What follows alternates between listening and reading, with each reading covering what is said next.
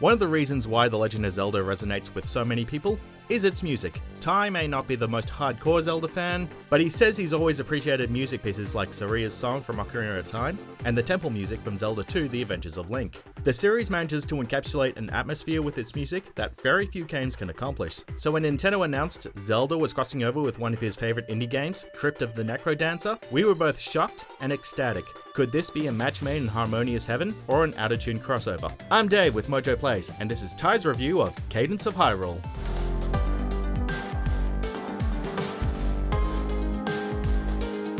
When the King of Hyrule is visited by a mysterious music man called Octavo, His Majesty is placed under a sleep spell with the trickster's golden lute. Link and Zelda also find themselves trapped in a deep slumber, allowing Octavo to take over Hyrule. Upon being teleported to this new world, Cadence realizes her mission to get back home, wake up the courageous hero and wise princess, and help them restore Hyrule to its original state. Cadence of Hyrule combines the mechanics of Crypt of the NecroDancer with Zelda's world design and puzzles. As you explore Hyrule, you'll have to move around to the beat of whatever song is playing. Failing to stay in sync with the beat will result in delayed inputs, as well as losing your rupee multiplier. You'll also have to be careful about where you move, as enemies will be moving in time with the music as well. So, there isn't much time to sit and plan ahead. Once you've defeated all the enemies on the screen, you can freely move about at your own pace and explore. Open chests, move rocks to reach an item, destroy Mother Nature for your own personal gain. You know, the usual habits in a Zelda game. I will admit though, my first hour with Cadence of Hyrule was about as sour as a glass of expired Lon Lon milk. Each time you die, you can exchange any diamonds you've collected for different weapons, equipment, or additional bombs. The only thing you lose, and lose forever, are your rupees and keys.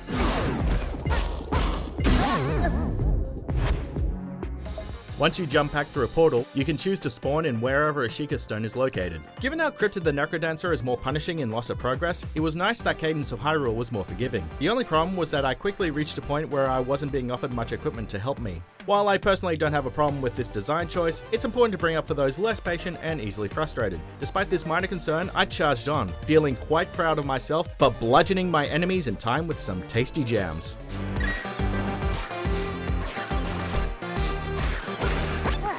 As fun as it was to create a slaughter symphony out of my foes, rhythm is just as important when solving puzzles. Most dungeons I encountered mixed enemies into puzzles, making it much harder to keep in line with the beat while figuring out what I needed to do without losing my multiplier or getting killed.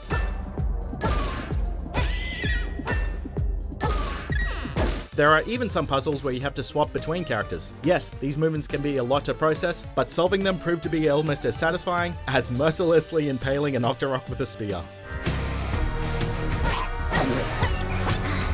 When it wasn't busy kicking my teeth in, Cadence of Hyrule managed to accomplish what a crossover game is meant to do: show the best sides of each franchise represented. As a fan of 2D Zelda games like Link's Awakening and the classic NES titles, as well as Crypt of the NecroDancer, Cadence of Hyrule was magnificent through and through. The game manages to blend NecroDancer rhythm-based mechanics with Zelda's melodious music in such a unique way that I couldn't stop hearing the songs during my downtime.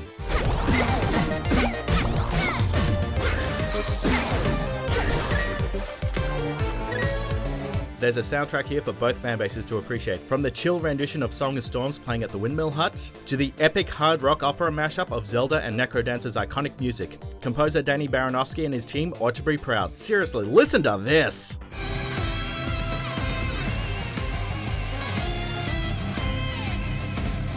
Even after beating your first run, there is still more in store for you.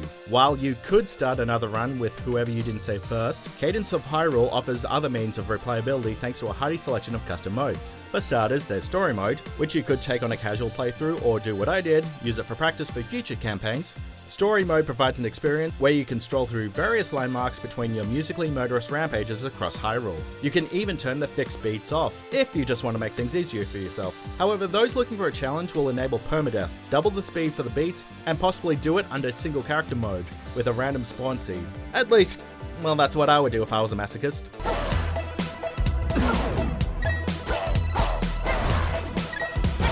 Regardless of how many times I died and needed to get good, Cadence of Hyrule has not left my mind, and I am eager to get back with playing more. With its contagious music and ability to adhere to both novice and experienced players, Cadence of Hyrule was a Philharmonic phenomena of a game to play. It's almost hard to believe this game only cost $25 because it feels more like I got a new full-blown Zelda adventure out of it. Cadence of Hyrule isn't just one of the best music games I've played, it's one of the best crossover games due to how it mashes the two games at their best qualities into one immersive experience. Nintendo could not have chosen a better developer to team up with than Brace Yourself Games, and Cadence of Hyrule gives me hope that Nintendo will team up with more indie studios to make games of this caliber. Now, when can we get Cadence in Smash Bros. Ultimate?